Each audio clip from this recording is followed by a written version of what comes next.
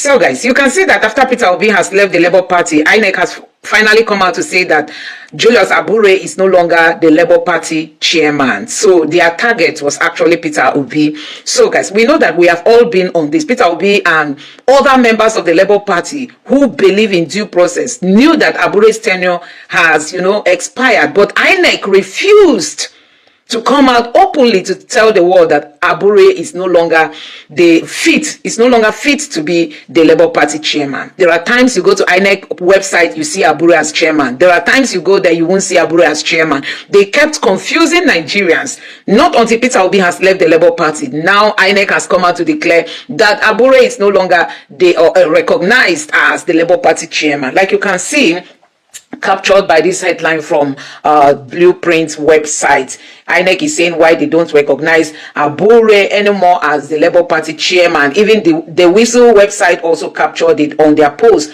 on the Facebook platform. It says the Independent National Electoral Commission, INEC, has reiterated that Barrister Julius Abure is no longer the recognized national chairman of the Labour Party, insisting that the party remains barred from participating in the 2026 Federal Capital Territory Area Council election scheduled for Saturday, February 21st of February. So guys, this was actually what they wanted to do to Peter Obi. If Peter Obi had stayed back in the Labour Party, they will keep Abure there without specifying whether Abure is fit or not, until when it's time for election, they will now come and tell you that Abure is not even the Labour Party chairman. And you can see many people who are supposed to participate in this council election in the FCT are now left stranded just few days to this election, only for them to hear that their names will not be published among those that will be contesting. So guys, that tells you that INEC has been hijacked. I mean, INEC judiciary remains the biggest enemy, threat to the Nigerian people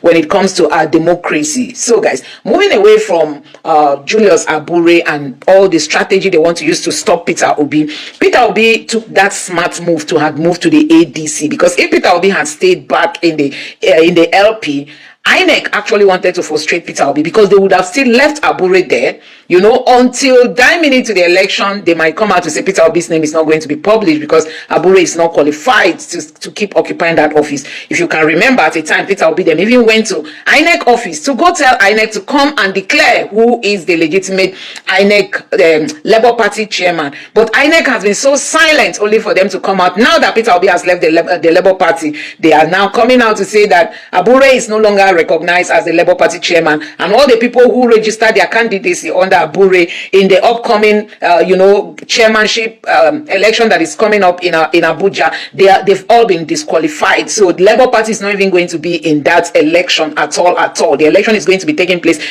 on February 21st of February this year. So everybody that registered to participate through Julius Abure has been disqualified. This is actually what they plan to do against Peter Obi. Now, Peter Obi has moved to the ADC, but still the ADC is not without its own battle. Recently, Atiku has come out to say he is not going to step down after Peter Obi has moved to the ADC. Atiku Abubakar has boldly come out to say he is not going to step down for anybody.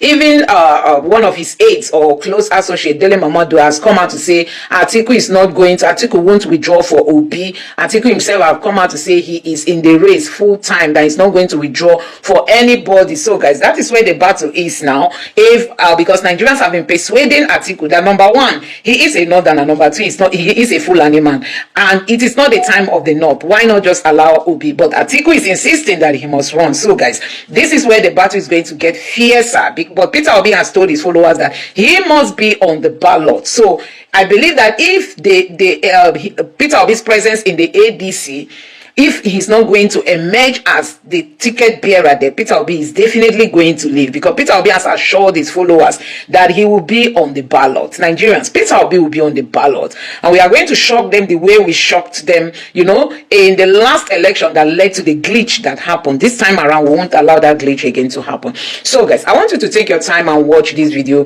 where there is discussion around Abure's, rejection by INEC, and also Peter Obi's one of Peter Obi's aide has come out to also talk about Peter Obi's position in the ADC. And then you have also heard that Dati Ahmed has declared to run in the Labour Party, I don't know if his own candidacy will be recognized. This one that he registered under Abure. So there's a whole lot of mess going on at the moment. INEC is not innocent of the crisis happening in parties with all these things playing out. Just take your time and watch these videos and let me know your honest reaction in the comment section below. Please don't forget to subscribe and turn on bell notification. Now take a look. Labour Party still not in good shape. I want to take this excuse. Okafor was the one that distracted me because he has not been here. So I want to give Okafor an opportunity to tell everybody why I distracted you. Happy New Year. Well, I didn't distract you. Go straight to the point. Abure, they are facing a tough battle now, but it's actually not a tough battle. If before now, like we've always said, when that judgment came, and both sides misunderstood the judgment or they understood it in a different manner, they needed to come together and approach INEC. Because if you look at that judgment, I still have a copy of it here. Yes, there were clear statements from the Supreme Court about the expiration of Abure-led leadership, Abure-led executives. There were clear statements there, but there was no statement saying that nnamdi Usman has become the national chairman of Labour Party. So, and by INEC, there must not be lacuna. What that meant was that the Congress held was not recognized. Another Congress needed to be held. The NEC needed to have sat and hold a fresh Congress and get a leadership that INEC could recognize. I agree. I've always known that you have always given the blame to INEC for not being transparent enough. Because when INEC, the last time we heard from INEC, they said they were studying the judgment. They didn't give us a time frame. Remember, I've told you that one of the worst things we have in this country is to not give a valid assignment to government officials, and it's robbing us every day. Any valid task must have 3 cardinal points. One is the scope of work you're going to do. 2 is the cost of doing the work, money, human resources, whatever they're going to do. The third one is the timeline, the delivery date that job must be done. You can't tell us, go to ordinary, you submit your license, you want to renew your license. Those people say we don't have paper. Those are nonsense. You submit your building plan, they will just do anytime they are ready. You get there, they'll tell you the deputy director is not on seat. So there is no timeline for them to deliver their job. It has created the highest level of inefficiency across all our government agencies. INEC said they were studying the judgment, if you remember. Yes. That was our last major valid statement. Till now. Yes. So how long? So if in a matter of national urgency of this nature, so INEC could have continued to study this judgment for years. They are the regulator. As a regulator, they have the right to tell these people, oh, all you need to do is to have received the judgment of Supreme Court. This means that you will need to get a fresh executive from you. We didn't come to Oka, or even though we had come to Oka, it was in error because the Supreme Court has said that was not properly done. Because no matter what you do, once it's from our law, the court has a jurisdiction. A while ago, people were just talking about Fubara's impeachment and what the court was saying. Remember the section 10, subsection 10 of the section 188 of the 1999 Constitution says that the proceedings of the State House of Assembly cannot be judged in any court. But meanwhile, if you remember the case of Adeleke Damanko, it has been established with that of Ladoja. It has been established that the procedures followed can be checked by the court because it's our law. It's from our constitution. So it's the court that has the power to do so. So INEC, they just didn't do what they needed to do. But as it is, Abure has to face the fact and probably get another Congress conducted. Otherwise, whatever they are going to be doing, because what is the essence of a political party? To win election. If you don't have opportunity to submit a candidate, how do you win election? From what I know, they are about, or whether they have had or about to have, congresses from the local government up to the state level that will also lead to the national congress. Now, if they are really serious about being on the opposition and doing what is right, can they do this very quickly? But first and foremost, if by the judgment of the Supreme Court, the expiration of Abure tenure, the tenure of Abure has expired, then which leadership will conduct the new congresses that will be recognized by law. You see, one of the greatest problems we are having in this country is that our judicial system will make pronouncement and still leave loophole where conflict will regenerate again. You pass judgment that this tenure has expired, give a directive, you are the Supreme Court, as what to do. If they had given an express clear directive, INEC would not have been delaying in studying the rulings of the Supreme Court before they get to the stage they are. Because if now Abure conduct a new Congress and somebody challenge it that no, your tenure has expired so and so time, it will still be under contention. Yes, it will still be under contention. But you agree with me that there is no room for a caretaker committee because the constitution doesn't provide for a caretaker committee. But within the organ of the party, there are the neck. I think what if you do something, for example, you did something as to when your tenure expired and they said that thing was not rightly done. There are many ways to look at it.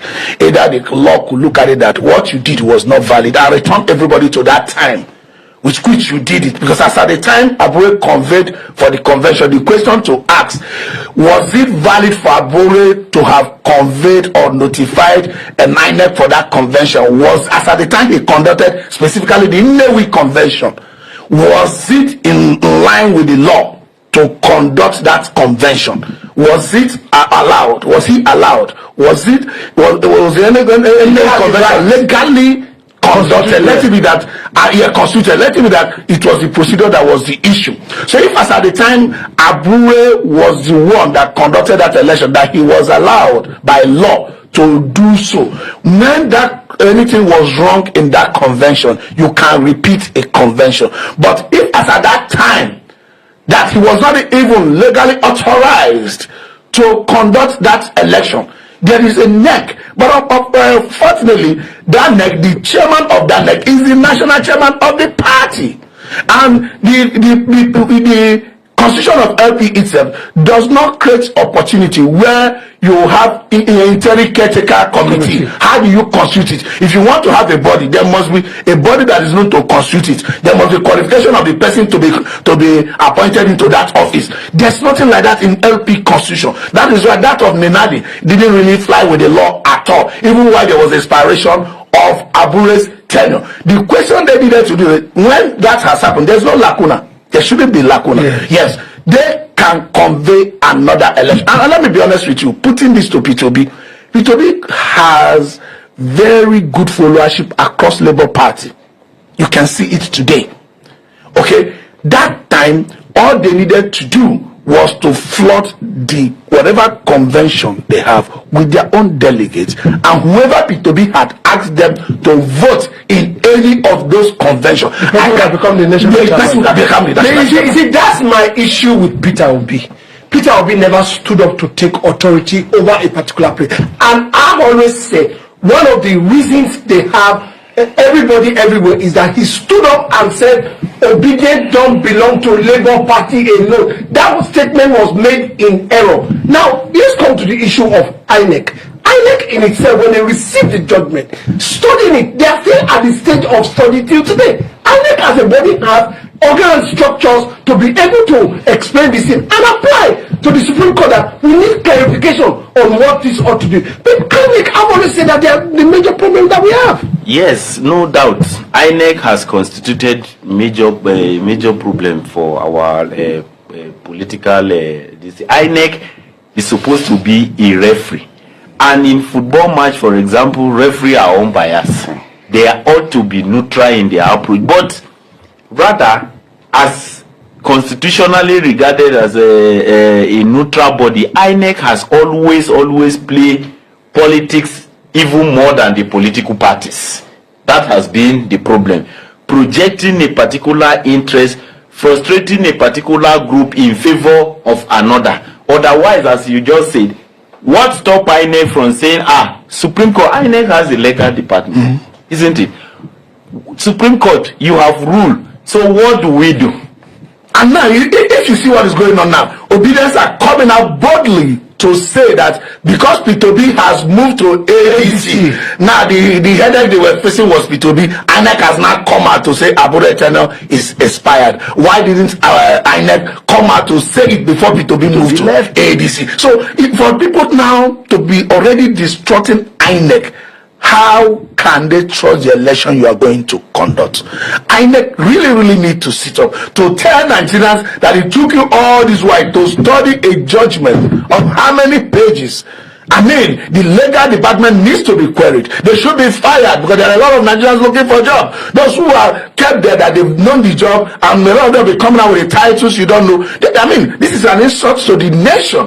Because this has been there, and for the fact that they kept recognizing Abure, any law-abiding Nigeria would naturally recognize Abure, because that is, I mean, after there were glitches during our national, our last election, but who is your president today? Is Asiwaju? So you wouldn't blame anybody that has been recognizing Abure, because INEC, who are the regulators, were recognizing Abure. But now you will come to me that I have always been saying that INEC is one of our major problems. Yeah, you have always said and you know, most of the time we say we should apply to INEC. You know, as an institution, as a body, there is an umpire.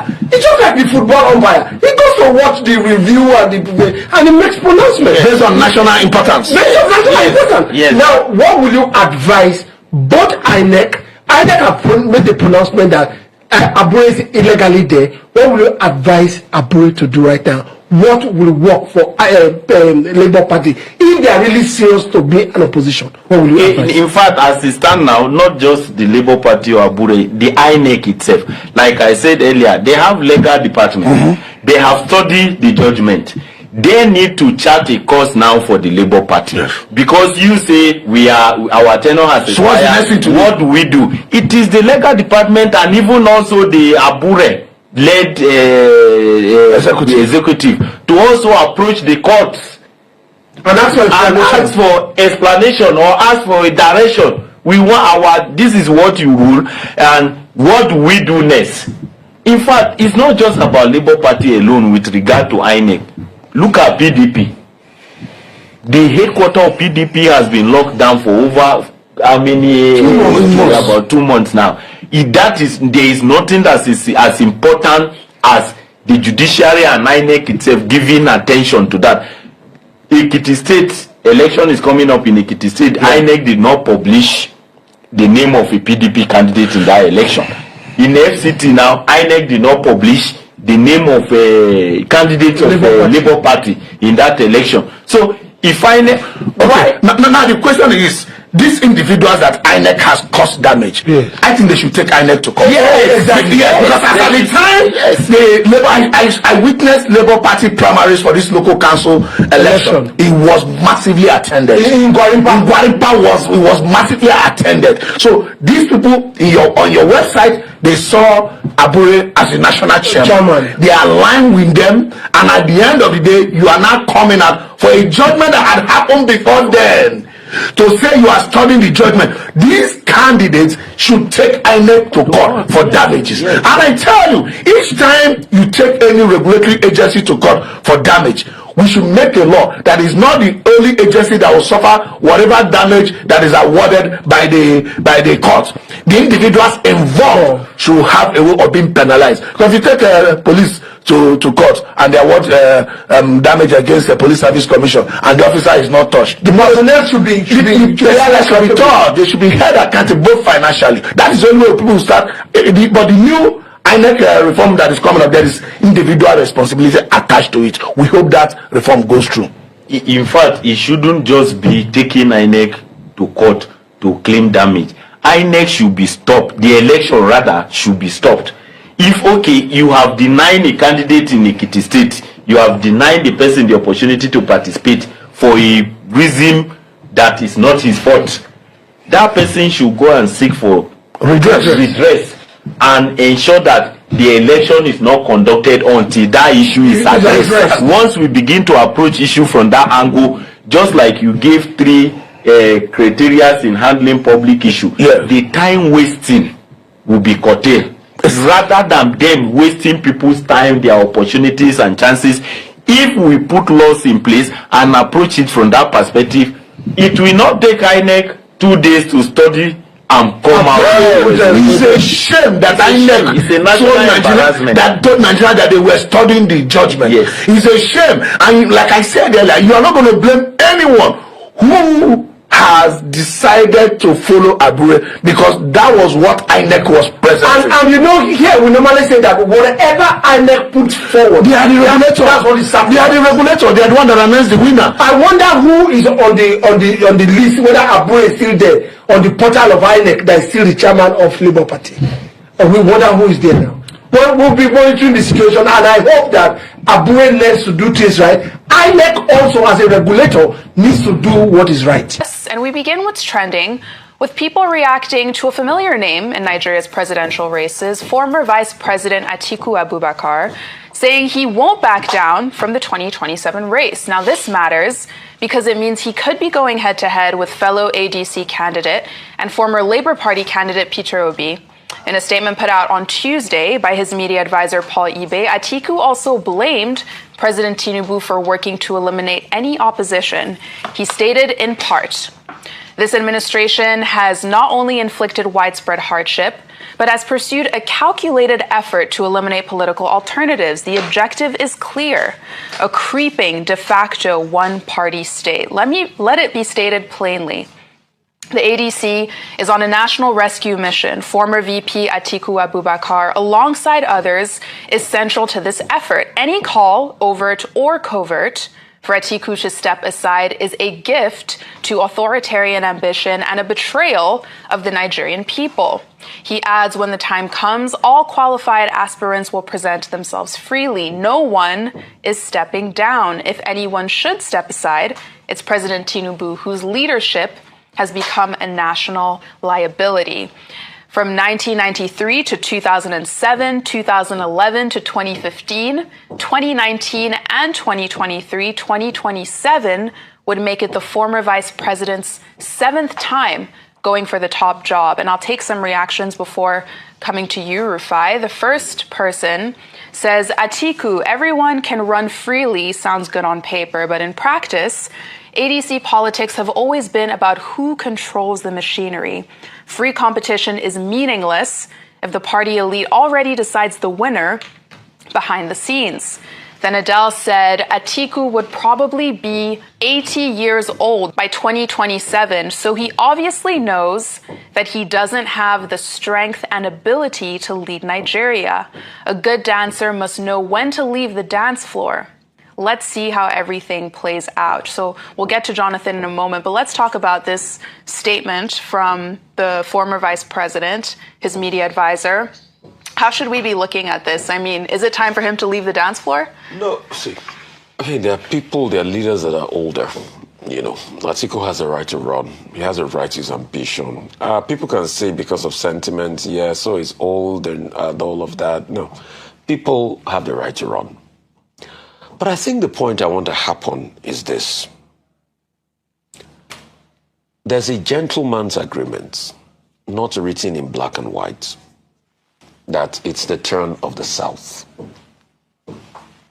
which we think by default should be a 2-term, and afterward power goes back to the North. The times we have tried to break that agreement, there's a lot of fallback. A lot of people got irate and voted en masse for certain candidates because they felt it was the time of the South in the last election. This is what I'm going to say. Any attempt to sort of like tell Nigerians that, yes, people have a right to run, and no, anybody, despite your region, to run, will infuriate a lot of Nigerians. And I'm beginning to hear some Nigerians say that any attempts to play this, they will not be happy about it. And we should be careful. I know these things I've said today will be taken out of context, will be controversial, it will trend. See, ideologically, I do not think your region should determine where the president will come from. I think it should be the best competent person to rule Nigeria or to lead Nigeria. I don't like to play this politics. But it is a sentiment that has now become obtainable. And when we deviate from that sentiment, people feel that some people are trying to feel they have more autonomy than some. And I think, let me set it down here, because this thing I'm saying today will open the floodgate for the debates for this electionary cycle that has started again. So let us all watch it. And with due respect, in the coming days, you're going to see reactions. And the reactions will be, you have no right to say that. It should be the turn of our region too. It is not only the South, and people are open to it. But I am just relaying some of the sentiments I've started hearing people say.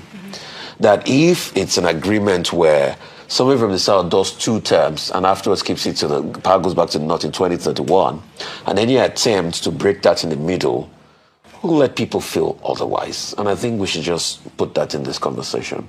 So I'm ready for the backlash. I've said what I said.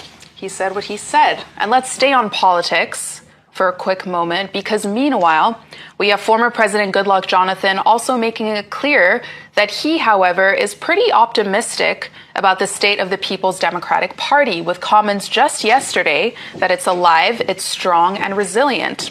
Now, the former president said this while meeting with members of the PDP National Working Committee, and it was led by the national chairman, Dr. Kabir Turaki, in his private office in Abuja. Now, the main purpose of this meeting you see here was twofold. One, to figure out how the party can reconcile after months of internal battles, and how to reposition themselves ahead of 2027. But according to Jonathan, it's possible.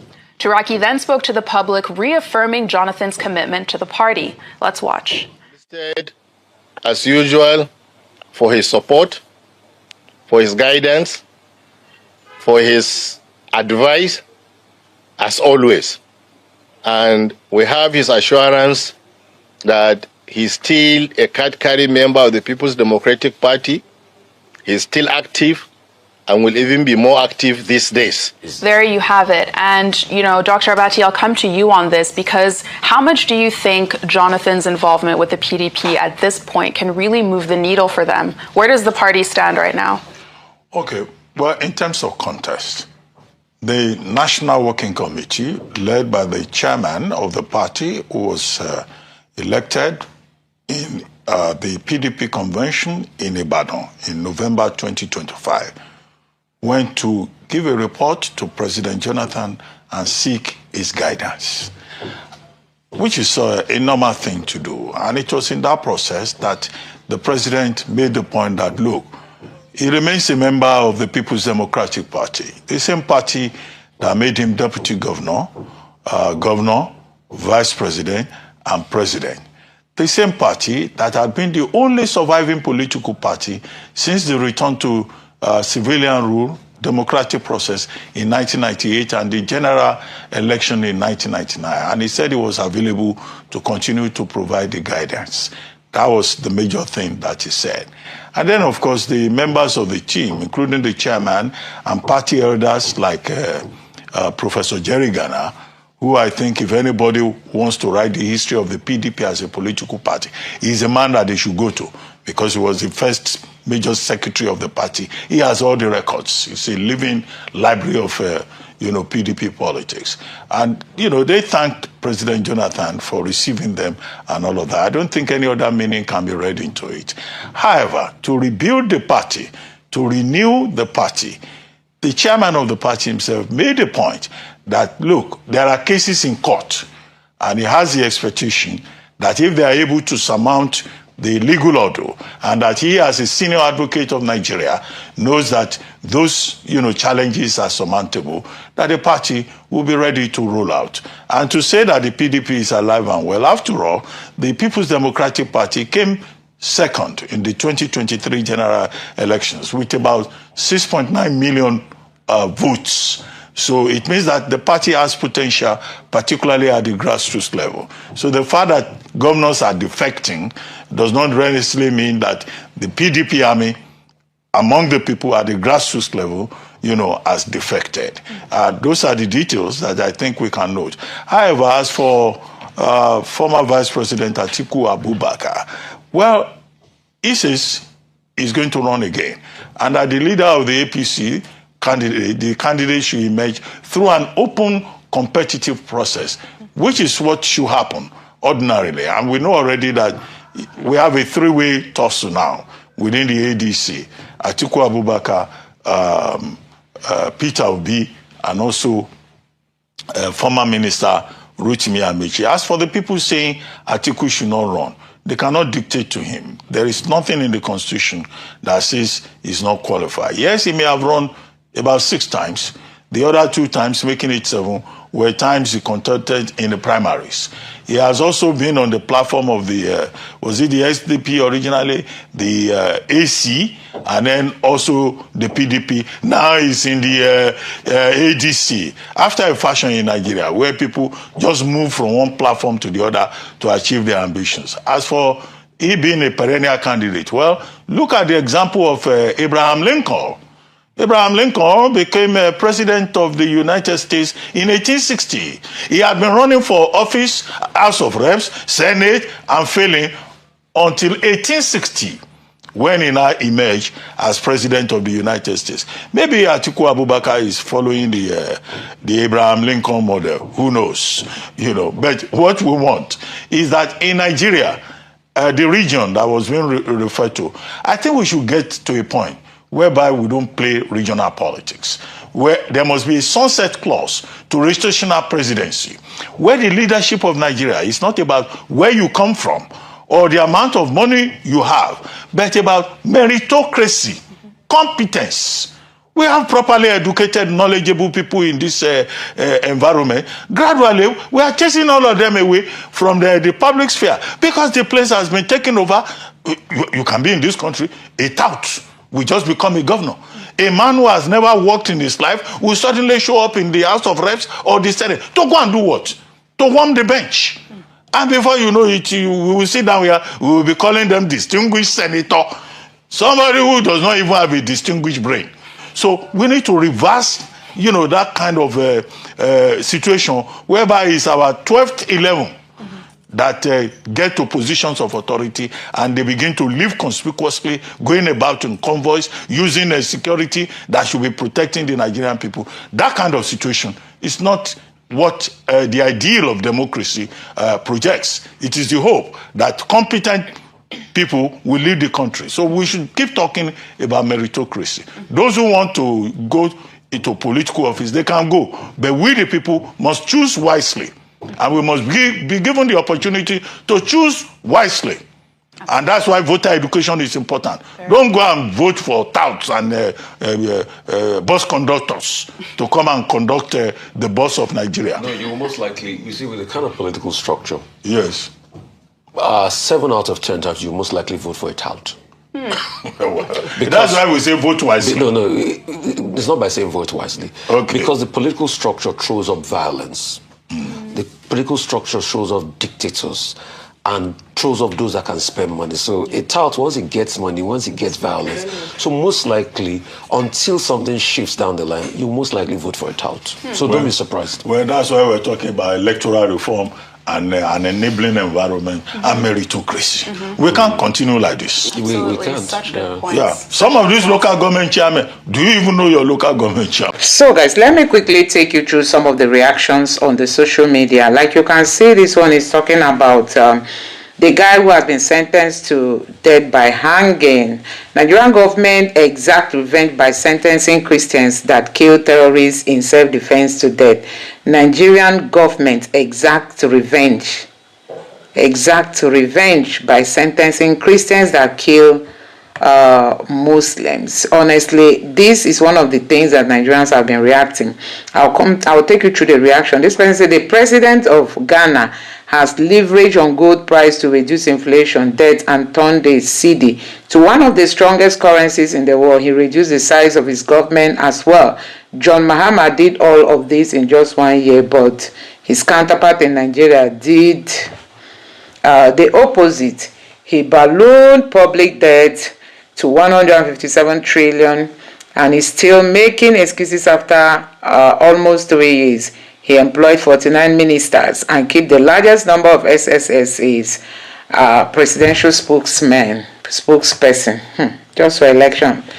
Nigeria has gold in Zamfara state. You have huge lithium deposit in Nasarawa state. As a member of OPEC, you are among the top 10 oil producers in the world. Nigeria is not a poor nation, but Rotus is always so eager to please the unofficial spokesman of Yemi Cardoso, spokesman of the Yemi Cardoso and the CBN, Abure Ngelale, should have been replaced by Rotus. He will do a better job than Bayo. So, what can Nigeria learn from Ghana's success stories beyond all the headlines? What can Nigeria learn from Ghana? Ghana is ahead. That is just it. Ghana is ahead. Okay, let's see other reactions. This person has said since 1999, Abia State hasn't gotten it right until Alex Oti. Alex Oti is a lifesaver to Abia. I wish he could be governor for life. Before now, the roads were not motorable, waste littered everywhere on the road and by the roadsides. Yet, you see, and by the roadside, yet you see pictures of past governors all over the state despite their incompetence. But with Alex Oti, you will hardly see his picture or poster anywhere. A working governor, Bright Chimezie. Wow, Bright Chimezie was saying this. It's really so amazing what Alex Oti has been able to achieve in just a very short moment of time, and people are very happy with him. I mean, Nigerians are happy, India are happy, people are talking about him. Now let's go to Ghana being ahead of Nigeria in terms of the Ghana's new president performance. Peter Obi has always applauded the man. Ghana is an unfolding success story. Dear Nigerians, pay attention.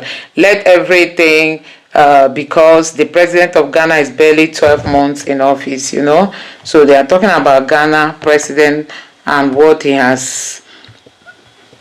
What the man he takes vacation in Ghana. Ghana stock market is up 77. Hey, Ghanaians have made money. He reduced inflation to single digit. He reduced the size of his government. He turned Ghana cedi to one of the best performing currencies. And a whole lot. This is amazing.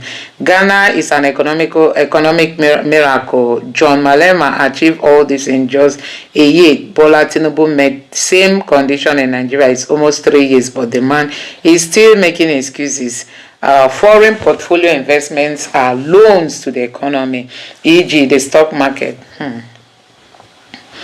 Foreign direct investment are investments in the economy, e.g. GSK, Prota, and Gamble, and then the Nigerian economy is hanging by the thread. You are surviving on two things only: high yield and remittance. Your inflation and interest rate are still a mismatch. Your inflation and you are building something or nothing. Should Yemi Cardoso decide to align your interest rate to reflect NBS politically engineered inflation rate, boom, your FPI goes to smoke.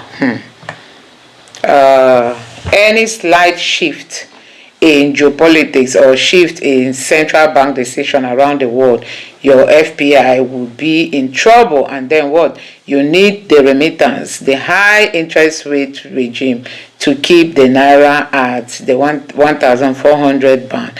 You need the dollar inflow. You need FDIs, ACA jobs to cater for 8 million new beds pumped out in Nigeria every year. Your GDP must exceed your population growth. GDP must grow 11% at the very least. Not the paltry 3.5 GDP growth rate. It is for Gary. Ethiopia, Ghana, and Zambia have most of the best performing economies in Africa. So after some major economic shock, Ethiopia is particularly is a transformation. Okay, Ethiopia is in particular is a transformation. You need to visit Addis Ababa. Nigerians presently in Morocco for the Nation Cup can testify to the quality of infrastructure they have seen so far. Have you seen Isaac Fayose smoking shocking video testifying on Morocco solid infrastructure? So I hope the lessons are being learned. So guys, this is it. Tinubu is there playing. This one say plus in Ghana prepare much better jollof rice. Another person say Ghana flexing with 6% growth and stop pumping up like champagne under Mahamaya, while Nigeria's at 4% like hold my gari, we are still cooking. Tinubu excuses now. Just marinating economy. Ghana passing the vibe check. Nigeria needs extra spice.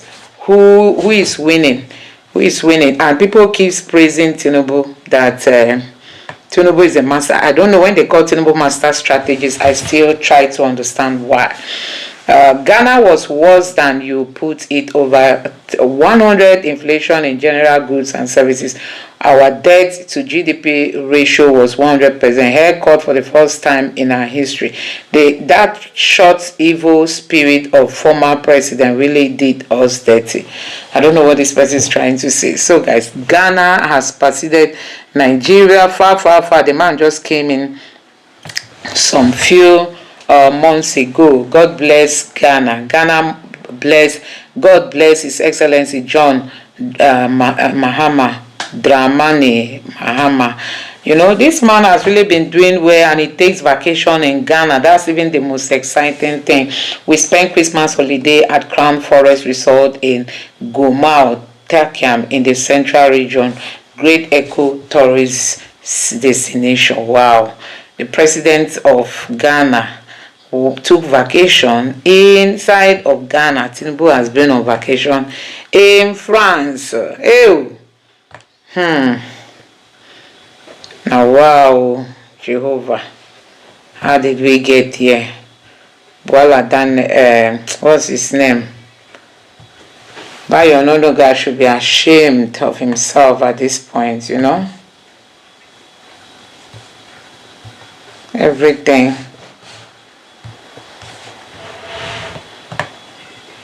Everything is politics in Nigeria.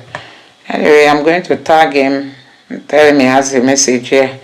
Let me tag Bayo Nonoga so that he can come and read this. Because when you talk, they will say, Bayo, you have a message here.